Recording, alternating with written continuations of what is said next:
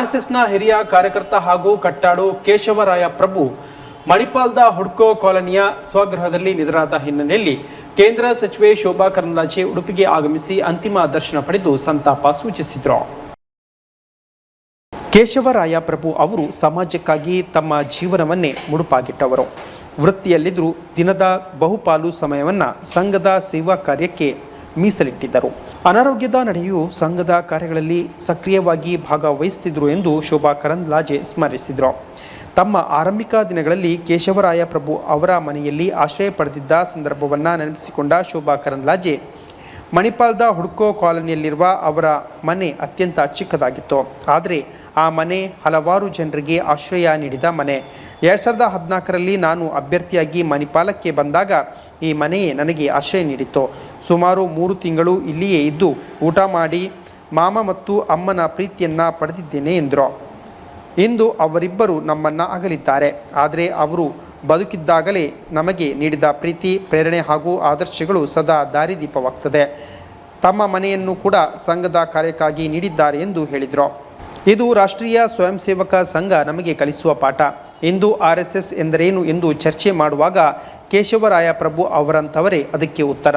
ಆದರ್ಶಗಳನ್ನು ಕೇವಲ ಭಾಷಣಗಳಿಂದ ಕಲಿಯಲು ಸಾಧ್ಯವಿಲ್ಲ. ತಮ್ಮ ಬದುಕಿನ ಮೂಲಕ ಅವರು ನಮಗೆ ಪ್ರೇರಣೆ ನೀಡಿದ್ದಾರೆ ಎಂದು ಕೇಂದ್ರ ಸಚಿವೆ ಶೋಭಾ ಕರಂದ್ಲಾಜೆ ಹೇಳಿದರು.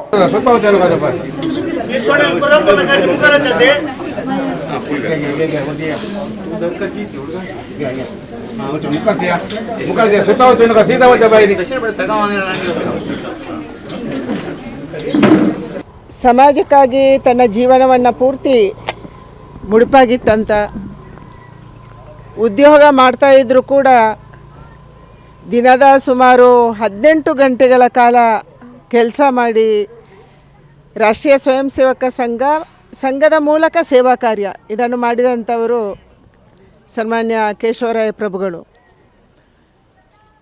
ಈ ಮನೆ ಅತ್ಯಂತ ಚಿಕ್ಕ ಮನೆ, ಮಣಿಪಾಲದ ಹುಡ್ಕೋದಲ್ಲಿರುವಂಥ ಮನೆ. ಆದರೆ ಹಲವಾರು ಜನಕ್ಕೆ ಇದು ಆಶ್ರಯ ಕೊಟ್ಟಂಥ ಮನೆ. ನಾನು ಕೂಡ ಮೊದಲ ಬಾರಿಗೆ ಮಣಿಪಾಲಕ್ಕೆ ಬಂದಾಗ, ನಾನು ಮೊದಲ ಬಾರಿ ಇಲ್ಲಿ ಅಭ್ಯರ್ಥಿಯಾಗಿ 2014ರಲ್ಲಿ ಬಂದಾಗ ಈ ಮನೆಯೇ ನನಗೆ ಆಶ್ರಯ ಕೊಟ್ಟಿತ್ತು. ನಾನು ಇಲ್ಲೇ ಇದ್ದೆ, 3 ತಿಂಗಳು ಇಲ್ಲೇ ಊಟ ಮಾಡಿದ್ದೆ, ಮಾಮ ಮತ್ತು ಅಮ್ಮನ ಪ್ರೀತಿಯನ್ನು ಪಡೆದಿದ್ದೆ. ತುಂಬ ಖುಷಿಯಾಗುತ್ತೆ. ಆದರೆ ಇವತ್ತು ಇಬ್ಬರು ನಮ್ಮ ಜೊತೆ ಇಲ್ಲ, ಅಮ್ಮನೂ ಇಲ್ಲ, ಕೇಶವರಾಯ ಪ್ರಭುಗಳು ಕೂಡ ನಮ್ಮನ್ನು ಅಗಲಿದ್ದಾರೆ. ಆದರೆ ಅವರು ಅಗಲುವಂಥ ಸಂದರ್ಭದಲ್ಲಿ ನಮಗೊಂದು ಪ್ರೇರಣೆಯನ್ನು ಕೊಟ್ಟು ಹೋಗಿದ್ದಾರೆ, ಆದರ್ಶಗಳನ್ನು ಬಿಟ್ಟು ಹೋಗಿದ್ದಾರೆ.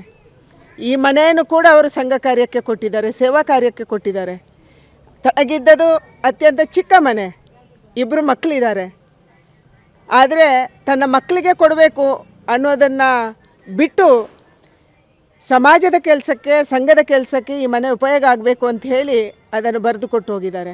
ಅವರು ಹುಷಾರಿಲ್ಲದಾಗ ಅವರೇ ಸಂಘದವರನ್ನು ಕರೆಸಿ ಸೇವಾ ಕಾರ್ಯಕ್ಕೆ ಈ ಮನೆಯನ್ನು ಉಪಯೋಗಿಸಿ ಅಂತ ಹೇಳಿದ್ದಾರೆ. ಇದು ಸಂಘ, ಇದು ರಾಷ್ಟ್ರೀಯ ಸ್ವಯಂ ಸೇವಕ ಸಂಘ. ಇವತ್ತು ರಾಷ್ಟ್ರೀಯ ಸ್ವಯಂ ಸೇವಕ ಸಂಘದ ಬಗ್ಗೆ ಚರ್ಚೆ ಮಾಡುವವರಿಗೆ ಉತ್ತರ ಏನು ಅಂತಂದರೆ ಇಂಥವರು ಆದರ್ಶಗಳು.